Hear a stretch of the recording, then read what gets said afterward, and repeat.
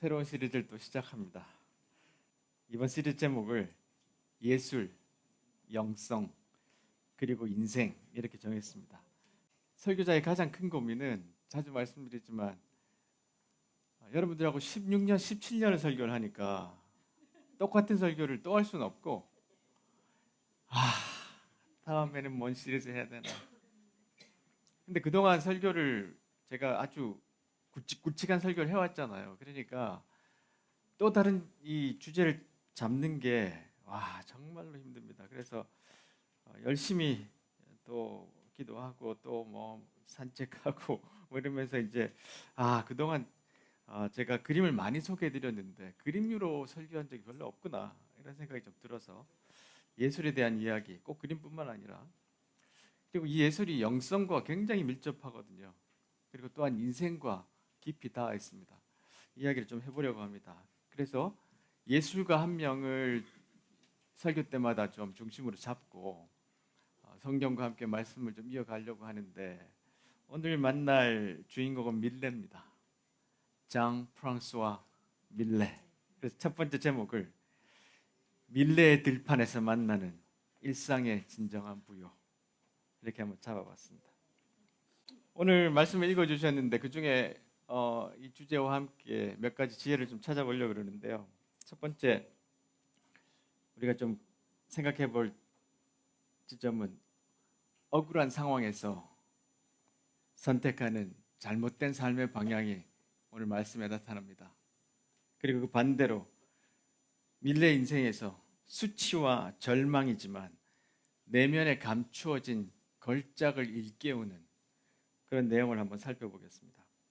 오늘 말씀에 보면 예수님이 이제 제자들과 함께 이렇게 말씀도 가르치시고 계시는데 한 무리의 사람들이 있었어요. 그 중에 한 사람이 선생님, 제 형에게서 우리 아버지께 받은 유산을 좀 나에게 나눠달라고 좀 해주세요 라고 이런 요청이 들어왔습니다. 이 당시의 풍습으로는 아들이 둘이면 형이 3분의 2, 동생이 3분의 1을 받게 돼 있습니다. 자, 아마 형이 욕심이 많아서 유산을 안 나눠준 것 같아요. 그러니까 억울하잖아요. 그래서 막 예수님이 하도 권위 있고 막 기적도 행하시고 이러니까 혹시나 예수님 말씀을 들을까, 그래서 예수님한테 요청을 드렸어요. 제발 우리 형한테 이야기 좀 해주세요. 근데 예수님의 반응, 누가 나를 너희의 판사나 중개자로 세웠느냐? 아주 뭐 위로하고 뭐 이렇게 못 받았니, 왜 못 받았니 이런 거 없습니다. 자, 그런데 이 말씀은 개인에게도 적용이 되는, 유산을 못 받은 사람 이야기도 되지만 실제로는 이 장면은 이스라엘에게 이야기하는 장면입니다. 이스라엘이 이때 로마에게 점령당하고 있었잖아요. 식민지였습니다. 그러니까 빨리 저 형 로마를 없애버리고 이 땅을 우리에게 다시 돌려주십시오. 이런 어떤 해방, 그러니까 메시아, 우리 예수님의 그런 강력한 왕, 이런 경제적인 메시아, 해방의 메시아로 생각하고 예수님 앞에 요청을 한 거였던 것으로 또한 해석할 수 있습니다. 자, 이런 상황에서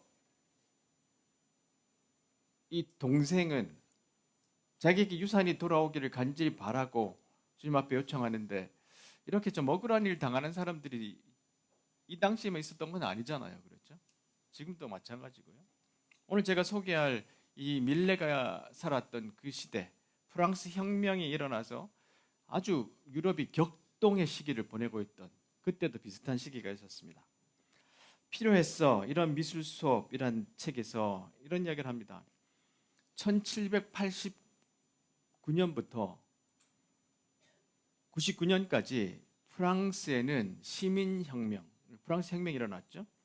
그때 혁명 이후에 공화정 정부, 그러니까 이제 황제를 쫓아내고 왕을 쫓아내고 공화정 정부가 되었는데, 망명 귀족에게 땅을 몰수해서 그걸 다 국유화시켰어요. 나라 땅을 만든 다음에 그것을 이제 매각을 하는데 경매에 붙였는데, 한참 돈이 많던 상인들, 중산층들이 그 땅을 사갔습니다.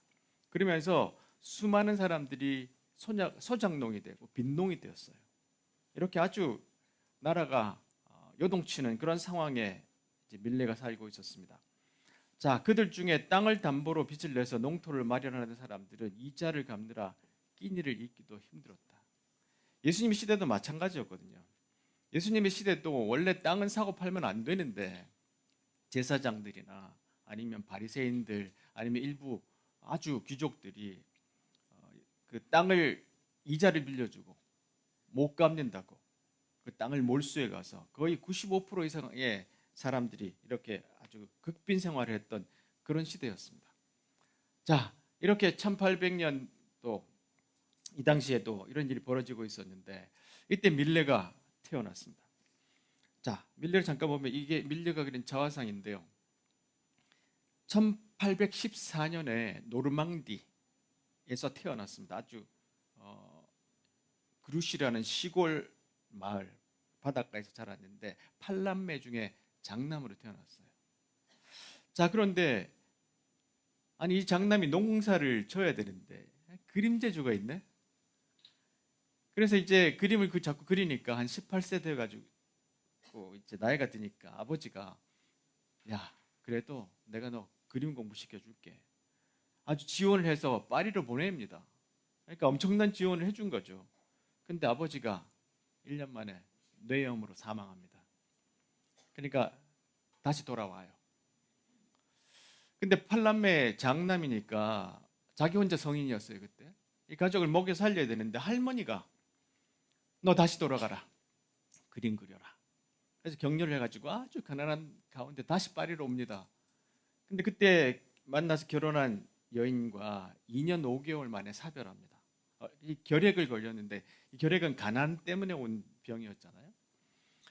철저하게 외면당했어요. 시골 사람이라고. 그래서 뭘로 연명하며 살았냐면 그 당시에 잘 팔리는 누드화를 그렸습니다. 아주 싸구려 그림을 그려서 팔고 그걸로 이제 연명을 했는데 그러다 못 견뎌 마침내 시골로 이주합니다. 그때 파리에는 콜레라가 유행합니다. 그래서 바르비종이라는 이제 조그만 시골로 이주하는데 이 당시에 많은 화가들이 거기 모였어요. 그래서 이 사건 이후에 밀레가 바르비종파를 만듭니다. 그 동네 이름을 따가지고 거기서 이제 자기 가정부를 이제 아내로 삼아서 구남매를 낳는데 비천한 출신이라고 이 결혼을 인정을 안 해줬어요. 그래서 죽기 거의 뭐 몇 년 전에 겨우 이제 교회에서 결혼할 정도로 그런 이제 가정사가 있습니다. 딸만 하고 이렇게 사진을 찍은 게 남아 있네요. 구남매를 낳았답니다. 야, 이 가난한 농부가 그렇죠? 또 구남매를 낳았으니 얼마나 이 삶의 짐이 무거웠었겠어요. 자, 이렇게 살아가는데 얼마나 고통스러웠는지. 자, 누드화를 그리면서 살아가는데 어느 날 지나가는데 젊은 화가들이 웅성웅성하는 소리가 들립니다. 그게 뭐냐면 야, 이 그림 누가 그렸어? 그 맨날 누드화 그려서 먹고 사는 걔 있잖아. 밀레라는 애. 그 이야기를 지나가다 들었어요. 그러니까 얼마나 무너집니까?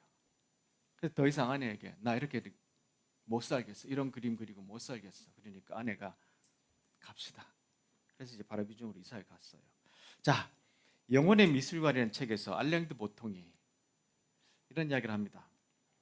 예술이 우리에게 줄 수 있는 의외로 중요한 기능 중 하나는 고통을 보다 잘 견디는 법을 가르쳐 줍니다. 예술이 주는 힘 가운데 이 책에서 7개를 이야기합니다. 제가 다 이야기는 할 수 없고 조금씩 소개해 나갈게요. 그 중에 하나가 고통을 잘 견디는 법. 그러니까 계속해서 그림을 그리는데 얼마나 고통스러웠지만 그래도 예술 때문에 고통을 견디면서 살아갔어요. 자, 그러다 그림 하나가 입선합니다. 이 당시에는요, 프랑스의 살롱전이 해마다 있습니다. 거기에 화가들이 자기 작품들을 이제 출품을 하는데 거기에 당선이 돼야 그림이 팔리고 먹고 살 수가 있어요.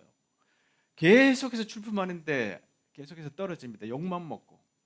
근데 1847년에서 48년에 그린 이 그림 키지라는 사람 이걸로 입상을 합니다. 첫 번째 입상이에요. 이게 내셔널 갤러리에 이제 걸려 있다고 그러는데 자, 여기 보시면 아주 농부 하나가 이렇게 밀을 이렇게 기질을 하고 있잖아요. 근데 이 당시에는 이런 그림을 그리는 사람이 잘 없었어요. 이 당시에 그림 화풍은 어떤 화풍이었냐면 전부 다 좀 아주 귀족들, 그렇죠? 깔끔하고 완벽하고 부자고 이런 사람들을 주로 그렸는데 이 밀레는 계속해서 이 농부들에게 집착을 했습니다. 그래서 농부 그림을 그리다가 결국은 이 그림이 입선을 하는데요. 자, 시대를 훔친 미술에 보면 이런 설명을 합니다. 농촌의 아름다움, 우리는 아름답게 보일 수도 있는데 이런 아름다움은 도시인의 발명품이었대요. 산업화 이전의 세계의 대부분은 농촌이었다. 그리고 이 일상적인 모습은 회화의 대상이 아니었다. 농촌 대상 그림을 안 그렸다는 거예요. 뭐 가끔씩 네덜란드에 있기도 했었지만, 자, 그런데 그 모습들은 대략 농민의 어리석음을 보여주기 위해서 농부들을 그려왔었대요. 그동안은. 자, 농촌과 농민들이 회화 주제로 그려지기 시작했다는 것은 거기에서 화가들이 이제 새로운 가치, 사람의 새로운 가치를 발견하기 시작했다는 거예요. 그동안 사람들의 생각들이 계속해서 귀족들과 부르주아들과 아주 돈 있는 사람들, 그 사람들의 사치에 집중했다면 사람들의 생각들이 점점 일상의 개인의 가난한 사람들로 옮겨오기 시작했어요. 자, 그래서 다시 알랭드 보통 이야기하는 이야기를 들어보면, 자, 때때로 느끼는 바지만 사람들은 저마다 내면에 소설이나 그림 같은 것을 하나씩 품고 있다. 그렇습니까? 여러분 내면에 나 언제 한번 소설 써봐야지. 나 한번 그림 그려봐야지. 노래 한번 만들어봐야지. 시 한번 써봐야지. 이런 생각 해보신 적 있으세요? 두 분? 다들 있을 거예요. 근데 꼭 그것이 뭐 시나 그림이나 노래나 뭐 예술 다른 것이 아니라도 뭐 춤일 수도 있습니다. 그렇죠. 자, 거의 모든 사람들은 자신의 창조물과 경력이 어떤 모습일지 순간의 직관으로 느낀다.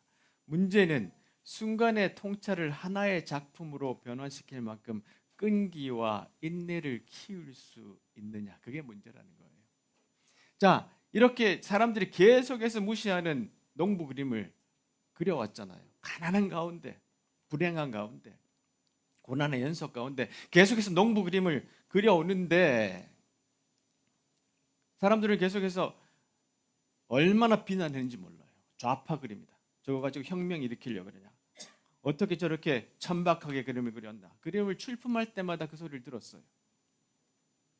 근데 밀레의 눈은 자기가 농부였고 그리고 일상의 농부로 사는 일상의 사람들에게 계속해서 관심이 가기 시작했다는 것입니다. 자, 그래서 우리도 마찬가지입니다. 그것이 예술일 필요는 없지만 우리 일상에 뭐를 하려면 그것을 변환시킬 만큼 끈기와 인내가 있어야 뭐가 하나 된다는 진리입니다. 그냥 되는 건 없습니다. 그렇죠? 그래서 계속해서 우리가 인내와 끈기 이것이 있어야 무엇을 이룰 수 있는데 이 밀레는 그 그림을 계속해서 그려 나갔던 것 같아요. 두 번째로 우리가 주목할 것은 내 몫의 탐욕이 채운 곳간 그러나 텅 빈 영혼의 실상. 반대로 밀레는 가난한 농부의 존엄에 주목하기 시작했어요. 예수님께서 그 동생의 요청을 듣고 난 다음에 비유로 이야기하십니다. 온갖 욕심을 경계하고 주의해라. 재산이 아무리 많더라도 어떤 부자의 밭에다 재산이 아무리 많더라도 사람의 생명이 거기에 달려있지 않다. 이런 이야기를 했어요. 예수님은 사람의 마음을 보셨잖아요. 이 둘째가 자기에게 재산을 달라고 할 때 예수님은 그 안에 숨어져 있는 그 친구의 탐욕을 보셨어요. 그러니까 이 비유를 말씀하실 수 있었던 겁니다. 만약에 그 재산이 이 둘째에게 나눠졌을 때 얘는 어떻게 변할지 예수님은 알고 계셨어요. 자, 이 비유를 한번 봅시다. 예수님께서 비유를 말씀하시는데 어떤 부자의 밭에서 수확이 많이 나왔어요. 유산으로 받아 얻은 그 땅에서 수확이 많이 나왔는데 그 다음 자동적으로 드는 생각이 뭐냐 하면 뭐죠? 내 곡식을 저장할 때가 모자란다. 그러니까 곡간을 더 짓자. 그게 꽉꽉 채우고 이렇게 말한다. 인생아, 많은 재산을 가졌으니 즐겨라. 여러분, 오늘 이 본문에 누가복음 12장 여기에 예수님이 인생에 대한 이야기를 제일 많이 하셨어요. 인생, 목숨 이런 내용의 단어를 가장 많이 사용하십니다. 인생은 그런 게 아니야 라고 말씀하시는 그 장면들이 여기에 꽤 많아요. 자, 그런데 예수님 말씀하세요. 어리석은 사람아, 네가 오늘 죽으면 그거 다 누구에게 가겠니? 자, 이 둘째는 내 몫이라고 주장했잖아요. 형한테 이 유산을 꼭 받아야 된다. 유산을 받아야 되는데, 근데 그것이 보세요. 어떨 때는 나한테 꼭 필요한 것이 되고 내 것이지만 그것이 내 것이 되었을 때 어떻게 되냐면 탐욕으로 쉽게 변질됩니다. 거기서 곡식이 많이 나왔을 때 이건 내가 유산으로 받은 거니까, 그리고 원래 없던 거를 받았으니까 곡식이 넘쳐나면 하나님 말씀대로 좀 나누자 이런 생각이 들면 좋은데 인간은 그렇지 않습니다. 곡간을 더 크게 짓자. 근데 하나님 말씀하시기를 네가 생각하는 그런 방식의 인생은 바른 방식이 아니야. 그렇게 말씀을 하세요. 자, 반면에 밀레는 바르비종이라는 시골로 돌아와서 거기서 이제 그림을 그리는데 많은 사람들은 그냥 풍경을 그렸어요. 근데 이 사람은 가난한 사람들을 그리기 시작합니다. 이 그림은 휴식하는 수학자들이라고 유명한 또 그림입니다. 원래 그 제목은 룻과 보아스로 졌다가 출품할 때 이름을 바꿨어요. 근데 사람들이 딱 보면 알죠. 아, 이게 어떤 그림이구나. 저 끝에 보면 룻이 이렇게 이삭을 좀 이렇게 갖고 안고 있잖아요. 보이시나요? 거기에 이제 보아스가 좀 서 있는 것 같기도 하고, 또 수확하다 사람들이 이렇게 쉬면서 돌아보는 이 장면을 그렸는데, 사이즈가 한 뭐 1m 120cm 가로로 이 정도 되는 그림을 출품을 했는데 사람들이 이 그림 보고 좋아했을까요? 어마어마하게 비난했습니다. 성경 그림을 그렸는데 왜 비난했냐고 하면 이 당시에 성경 그림을 이렇게 그리려면 화려하고 아름답고 멋있게 귀족으로 그렸어야 돼요.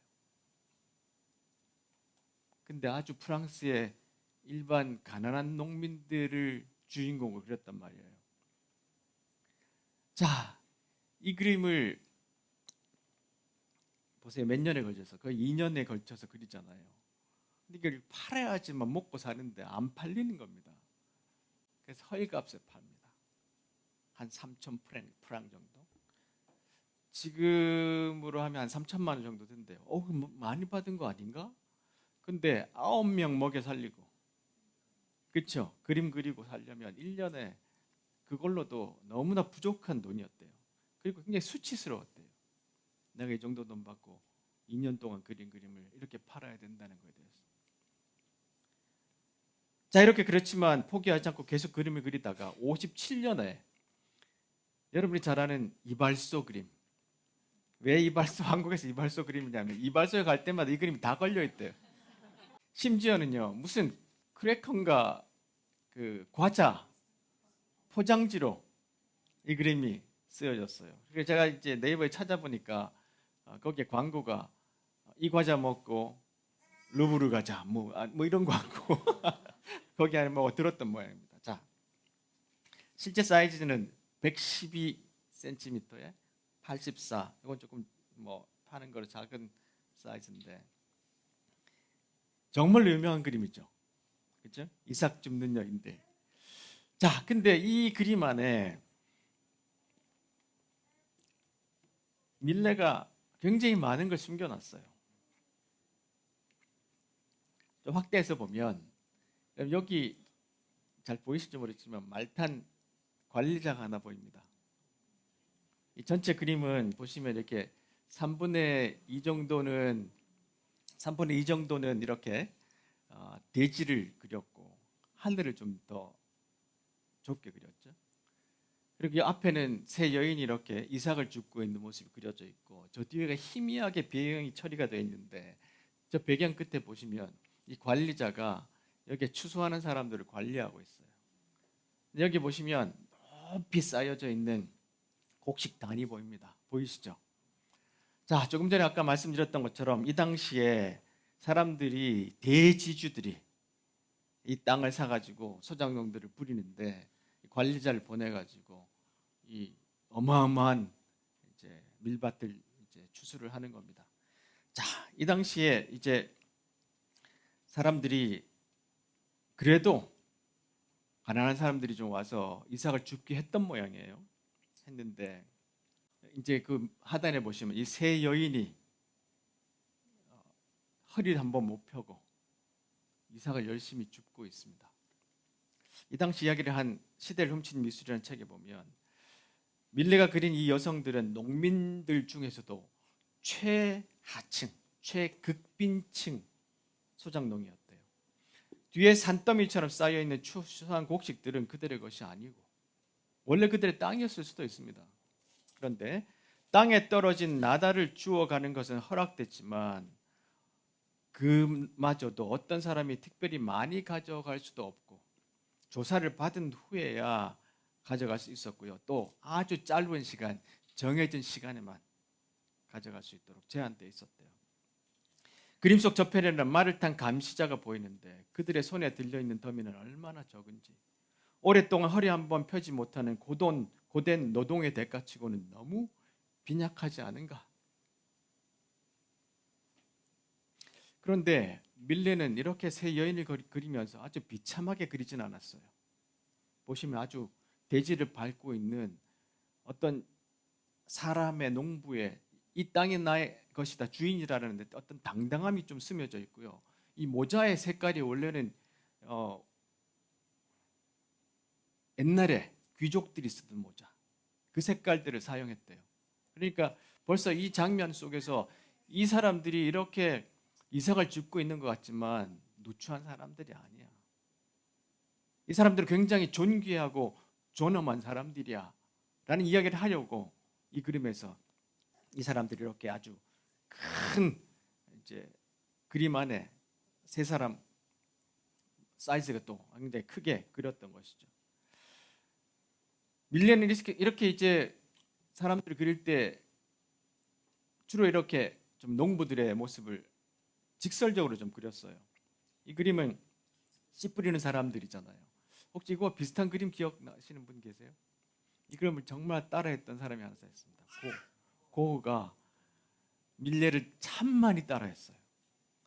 고흐가 자기 동생 테오에게 보내는 편지에서 밀레를 이야기할 때 항상 앞에 아버지 밀레라고 썼답니다. 그래서 습작을 할 때 밀레 그림들을 굉장히 많이 그렸어요. 그래서 이 밀레는 사실은 사실주의 화가입니다. 그런데 인상주의 화가들에게 굉장히 많은 영향을 줬어요. 이 그림은 이제 감자를 캐는 사람들입니다.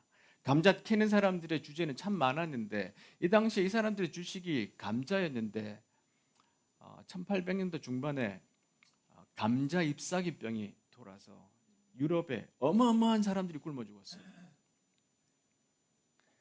이런 사람들의 모습을 실제적으로 계속해서 그려나갔던 밀레의 모습이고요. 또 하나 이 그림이 굉장히 센세이션을 일으켰습니다.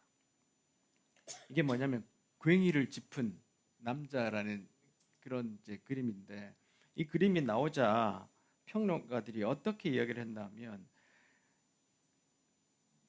농부가 아니라 살인자나 짐승처럼 그렸다. 지옥에서 온 악마 같다. 이렇게 표현했습니다. 그러니까 농부의 그 아주 고단한 삶의 모습을 그냥 아주 사실적으로 우리에게 보여주고 있잖아요. 근데 평론가들이 이런 그림을 되게 싫어했어요. 근데 그들이 누구냐 하면 상류층 사람들이었어요.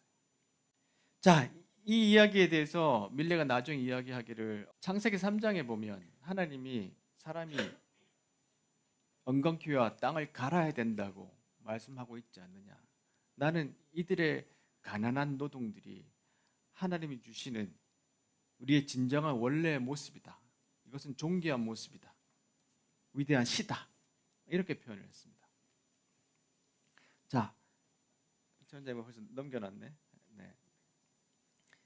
자, 이제 그 다음에 영혼의 부딪힘이라는 책에서 이런 표현을 어떻게 우리에게 알려주냐면, 우리를 치유해 주는 것, 이런 상황에서 이런 비난을 듣거나 우리 인생이 힘들 때 우리를 치유해 주는 것이 그림인데, 자신의 분노, 슬픔, 좌절들을 분출시키며 직접 그림을 그리거나 그런 감정으로 소통한 작품들을 통해 위로를 받을 수 있대요.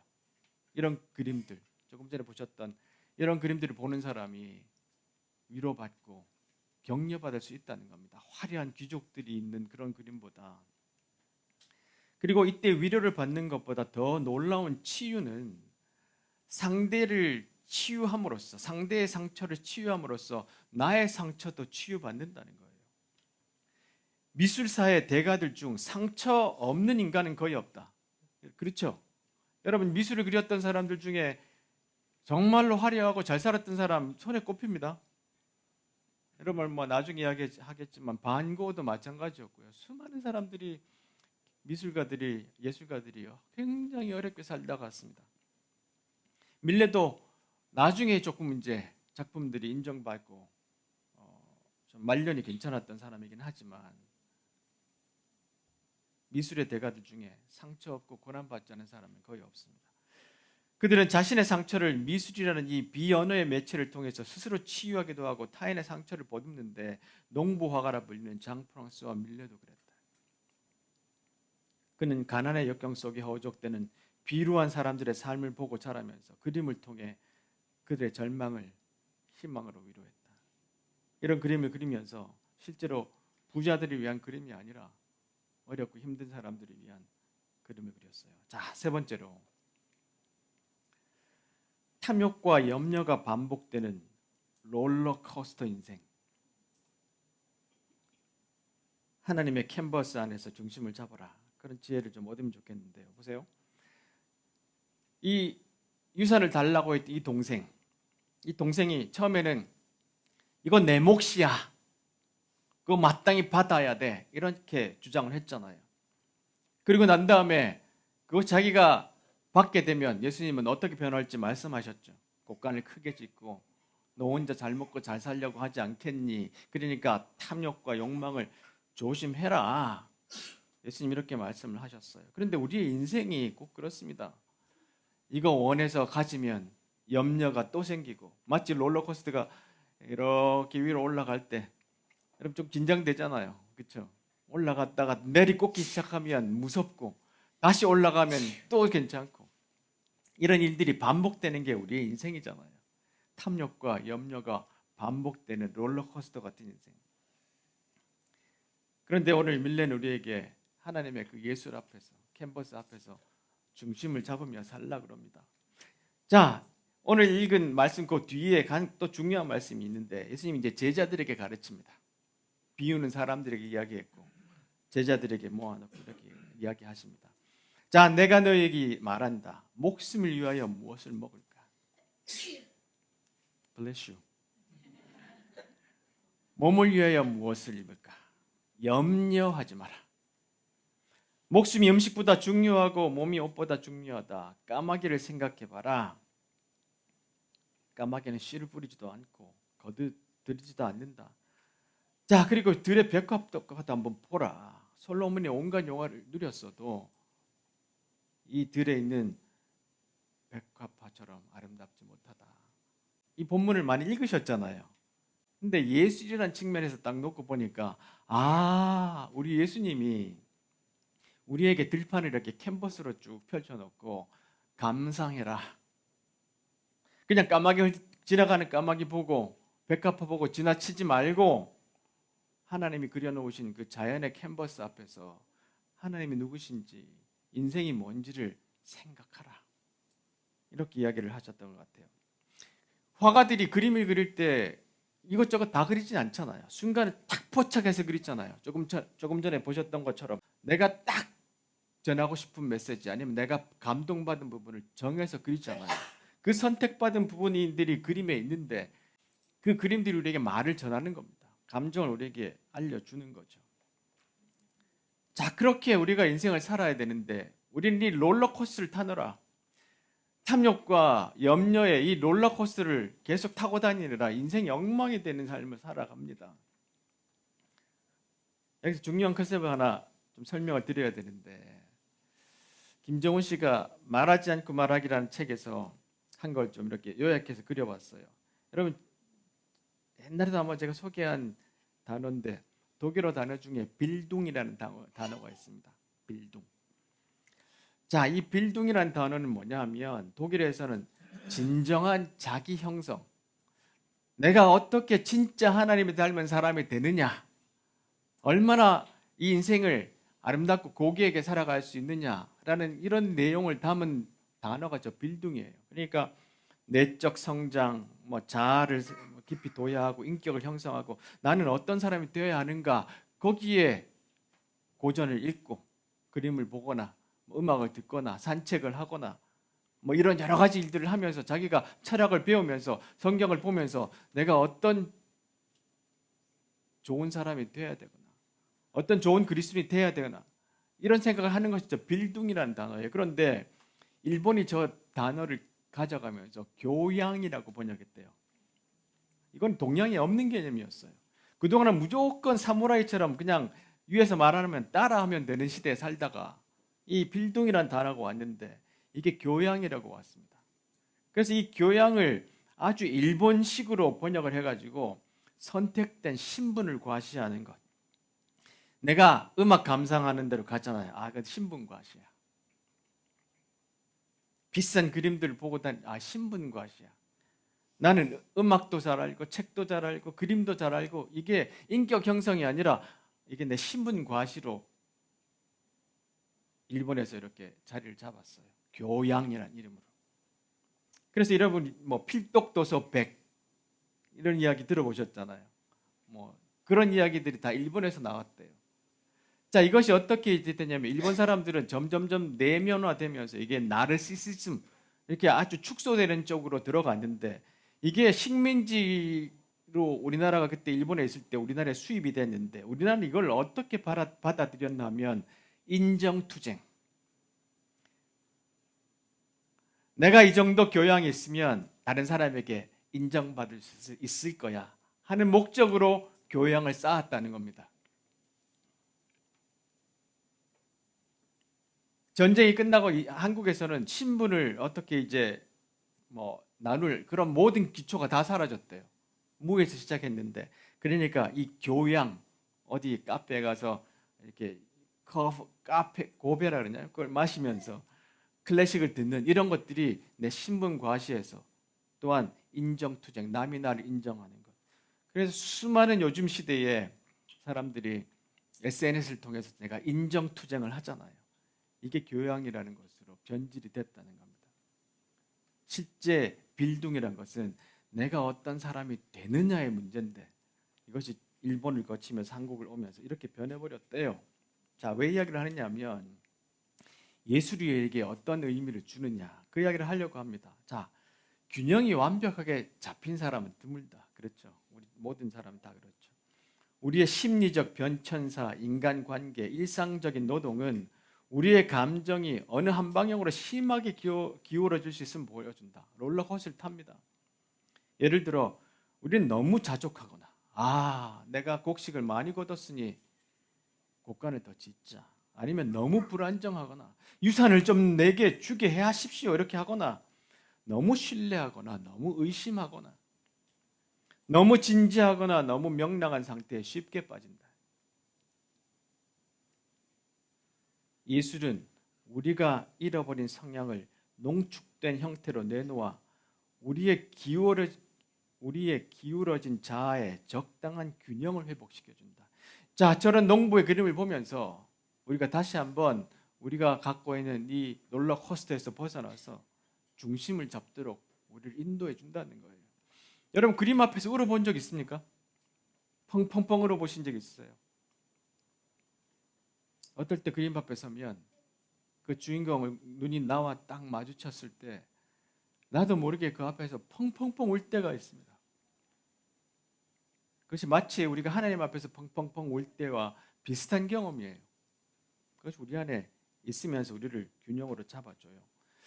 뭐 이런 그림들은 아마 예수님이 말씀하셨던 들에 있는 백합화와 까마귀를 보라 이렇게 얘기할 때 밀레가 자연을 보면서 그렸던 그림이 아닌가 싶어요. 그래서 우리가 이런 그림이나 예술이나 자연을 보면서 그 포착된 그림 안에서 자연 안에서 하나님이 하시는 말씀, 염려하지 마라, 두려워하지 마라, 탐욕을 경계해라, 이런 말씀을 들을 수 있어야 됩니다. 그림 하나 마지막으로 소개하고 말씀을 좀 맺어야 되겠습니다. 이 그림 제목 아시는 만종, 그렇죠? 만종. 만종은 삼종기도라고 가톨릭에서 아침 6시, 12시, 저녁 6시에 종이 울리면 그 종이 울 때 3종, 3번 울리잖아요. 그때 하는 기도인데 밀레에게는 할머니가 아주 특별했던 것 같습니다. 아까 말씀드렸던 것처럼 할머니가 다시 돌아온 밀레를 보냈잖아요. 근데 그 할머니를 추억하면서 이런 이야기를 했어요. 나의 할머니는 들에서 일을 하다가도 종이 울리면 일을 멈추고 가엾게 죽은 이들을 위해 기도드렸다. 그것을 생각하며 그렸다. 이 바구니가 감자 바구니입니다. 감자를 캐고 난 다음에 여기다가 아주 몇 개 없어요. 놓고 감사 기도를 드립니다. 자, 근데 여러분 들어보셨겠지만 이 그림이 논란이 됐습니다. 달리가 계속해서 이 그림을 볼 때 뭔가 이상하다. 이 그림에 뭔가 우울과 슬픔과 아주 어두움이 있다. 물론 이 그림을 처음에 출품했을 때 어둡다고 난리 났습니다. 평론가들이. 그래서 달리는 이건 감자 바구니가 아니고 아이 시체를 담은 관일 거라 그걸 계속 주장했어요. 그러다가 이 그림이 한번 상처가 납니다. 누가 칼로 그어가지고. 그래서 어쩔 수 없이 복원하느라 엑셀을 또 찍었는데 거기에 이렇게 관이 실제로 나타났답니다.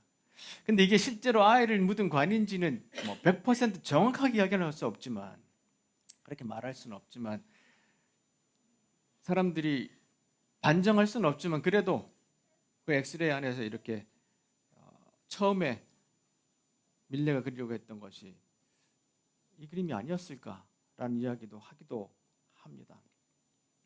가난한 농부 부부가 힘들고 어려운 시간을 가졌을까요? 그러니까 이런 그림 앞에 쓰면 아이를 잃은 엄마가 아니면 고단한 하루를 보냈던 사람들이 다시 한번 위로를 받고 힘을 얻습니다.